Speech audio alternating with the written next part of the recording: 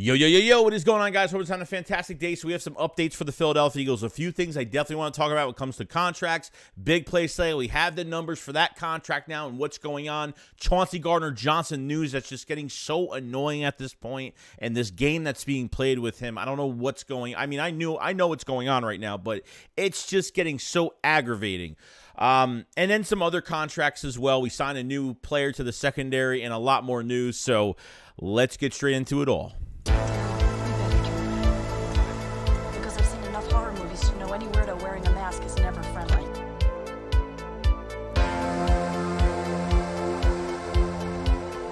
Finally, we get the numbers for the big play Slay contract as of right now. And yeah, it was a good one, guys. He took a pay cut. It's a 2-year deal worth $42 million, $23 million guaranteed.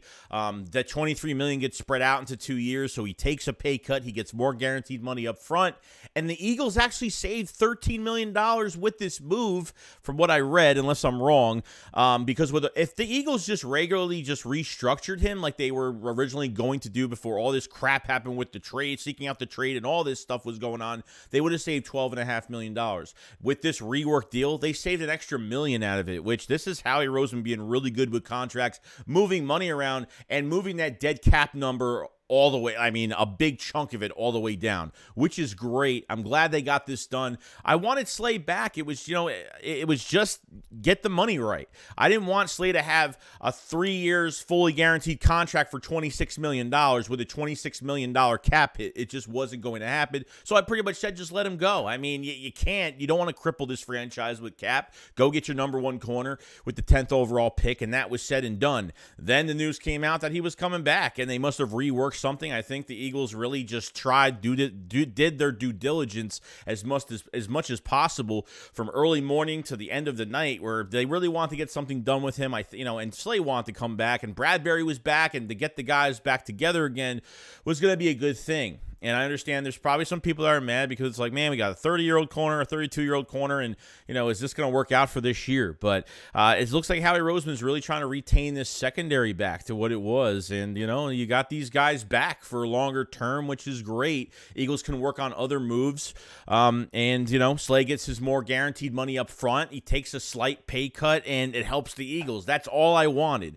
The restructure would have been perfect, but it had to turn into this other turmoil for the next, few days after. So it was just kind of crazy, and at least it's fixed, it's done, and the Eagles saved $13 million in cap space, which is a really good number, which I really do like. So glad Slay is back on a cheaper deal, at least for us, that helps the Eagles cap wise, and that's all I wanted for when he was going to come back. 2-year deals, so be here for another 2 years and see what happens.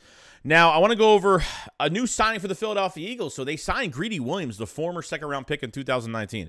I'm going to read some. I'm going to be a noob right now because I know he's had some injuries, but I want to make sure you guys understand and myself understand what we're dealing with Greedy Williams. Obviously, he was, one of the top corners, a corner that was very physical, really good press coverage corner, but, just got hit with injuries and slightly went to special teams. Like, he regressed like crazy. It's probably because of the injuries, probably because of the scheme with the Browns at the time. There was a lot going on.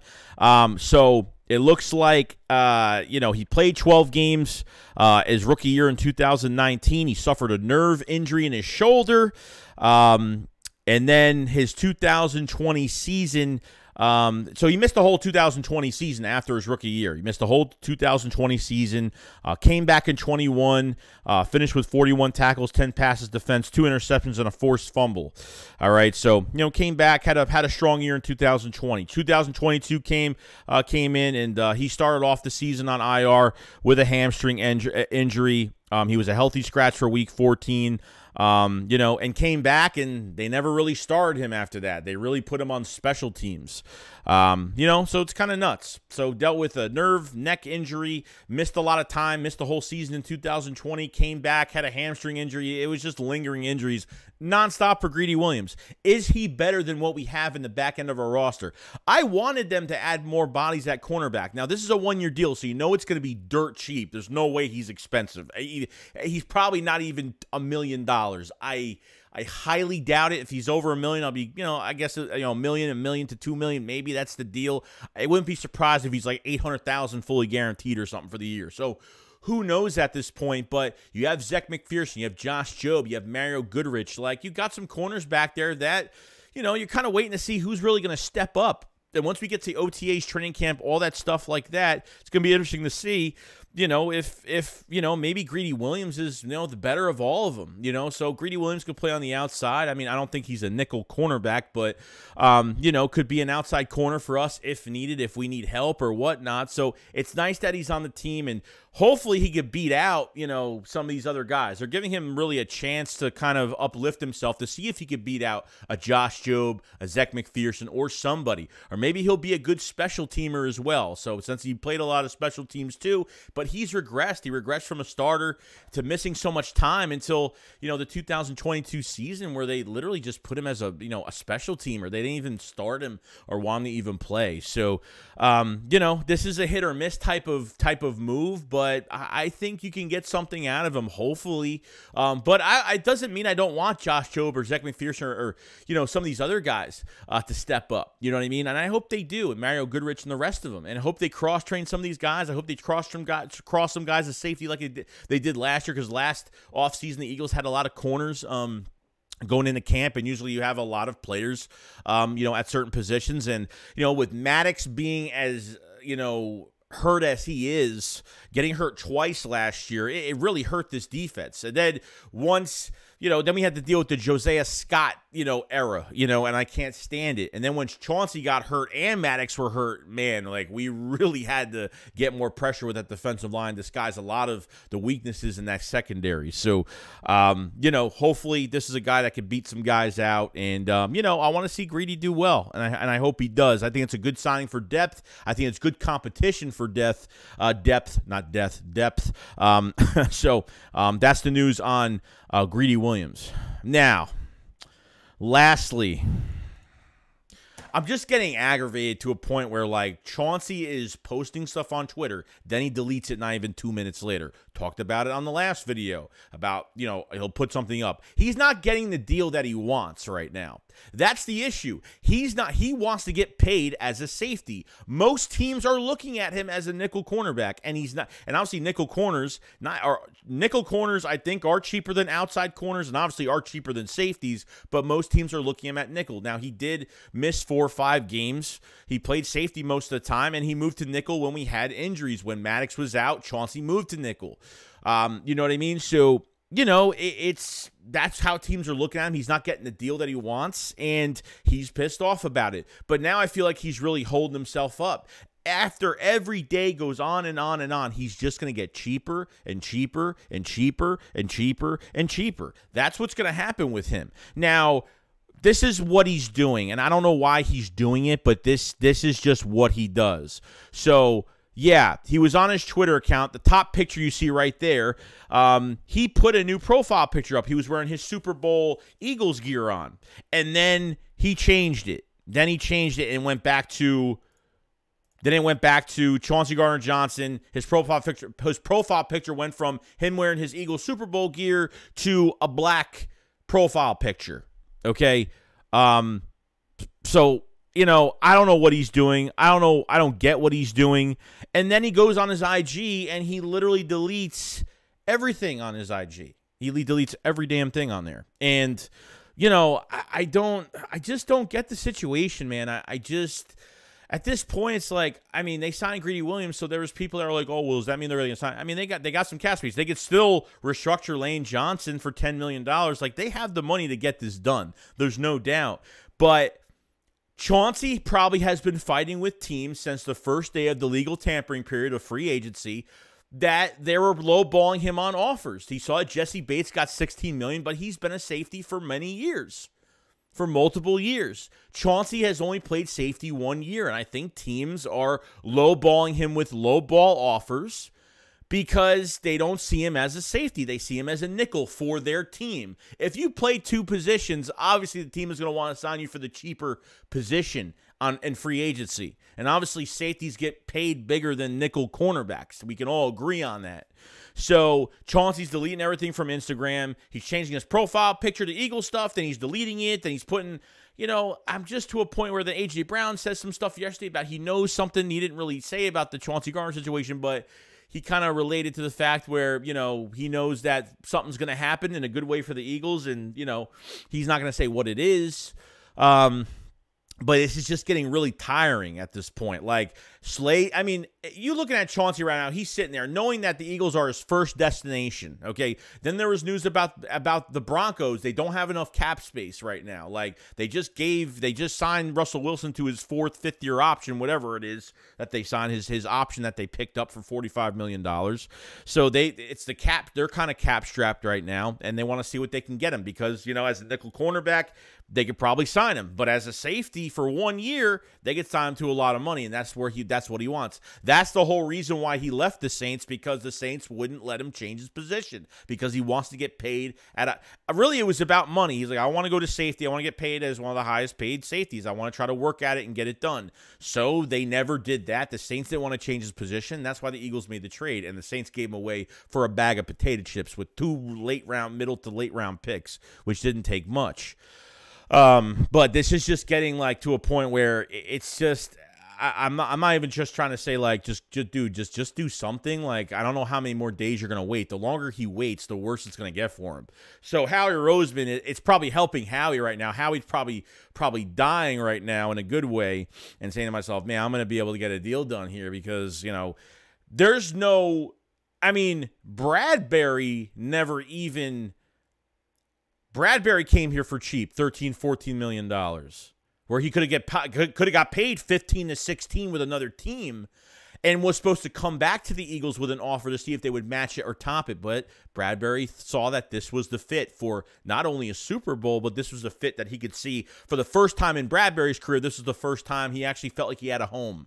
You know what I mean? He felt like he actually had a home, and he wasn't in like every year he's going to another. You know what I mean? It felt like he was really stable, and he came here for cheaper because of it, and he thought it felt really good to do that. To be back with Big Play Slay now Chauncey Gardner-Johnson's sitting there, and he's like, man, Bradbury signed. You know, Slay got signed, took a little bit less money. I'm sorry, Chauncey, but you're going to have to take less money. Like, you're not getting over 16 plus a year, and I know that's what he wants. He wants 16 plus a year, and he's not going to get it. He's really not, unless there's a team that just comes out, frees cap space, and says, let's just get him.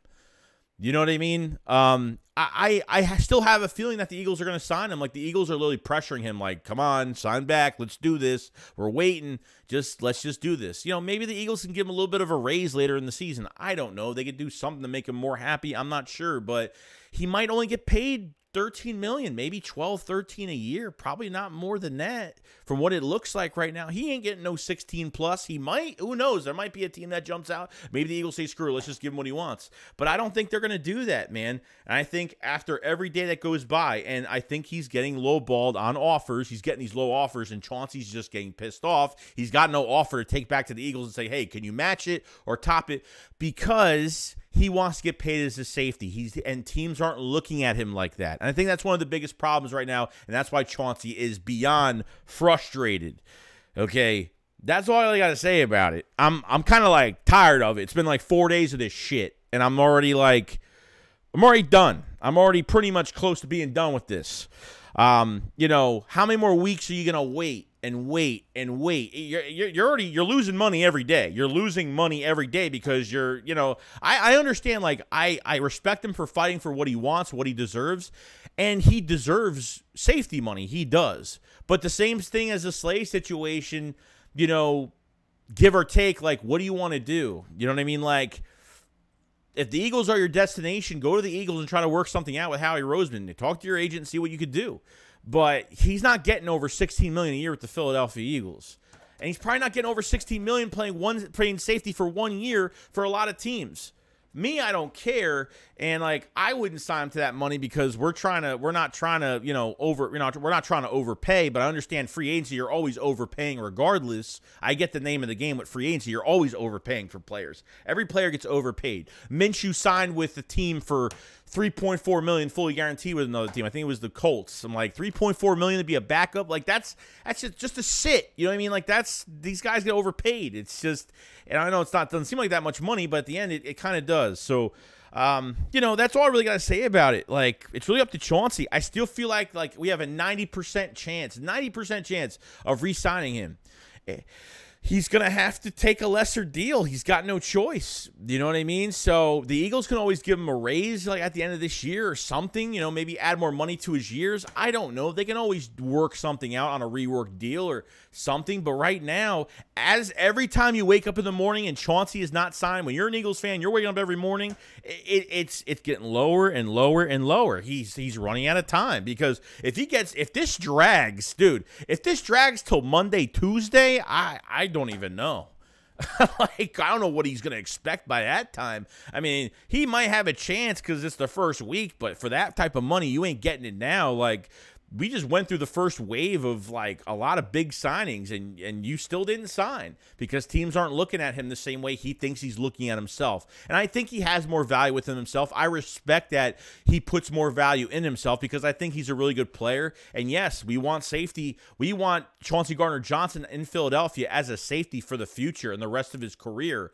But it's nice to have more value with him now because he could play nickel. You have to put him in that position. So I felt like maybe he hurt himself last year because he played some nickel when he had to, but it's not his fault. I mean, the coaches told him what to do, and that was pretty much it. If Chauncey was playing safety with the Saints and came to the Eagles as a safety, he'd get this money easily, like Jesse Bates did at $16 million. He was really the only safety that got paid that high. The safety from the Jags, Gillard, that he signed to a big deal, a low deal. It was like $6 to $8 million. That safety from the Cowboys, Wilson, he signed $6 to $8 million. They didn't sign the big money, these guys. So Chauncey's going to have to look in the mirror, man, and figure it out and see what he's doing, because this is not going well for him. And at the end of the day, like, he knows where he's going to be. He's going to see, he's looking at Bradbury getting signed. He just saw Slade get signed. Like, he's sitting there like, blanket chips in this defense now. He's pretty much sitting there like, I want to get my deal, but man, like, Eagles got their secondary back, and I'm like the remaining piece that's going to finish that puzzle so the Eagles can work on other things. And then getting Greedy Williams on top of it is depth. I think Howie's done a really good job with this secondary since our offense is really still intact right now. A lot of good things are happening, and that's it. Let me know what you guys think about this whole situation with Chauncey Gardner-Johnson. Obviously, Greedy Williams, and what do you think he's going to bring to the table? Do you think he's going to be better than any of the backups like Mario Goodrich and Zach McPherson and Josh Jobe? You let me know. And if you guys last this long, I appreciate everybody that has been subscribing to the channel and liking the videos and the streams and joining me every day for these streams this past week. If you guys haven't subscribed, please subscribe. And if you guys haven't liked the video, please like the video. It does help out the channel out a lot. And it's the support's been unreal, so I do appreciate it. I know it's been a hectic offseason. Howie Roseman has been literally giving all of us heart attacks. So, yeah, I'm ready to go. I know it's a long video, but it is what it is. And I'll see you guys on the next one. SHAKESQUAD, Flawless Live. Peace out, guys. Peace.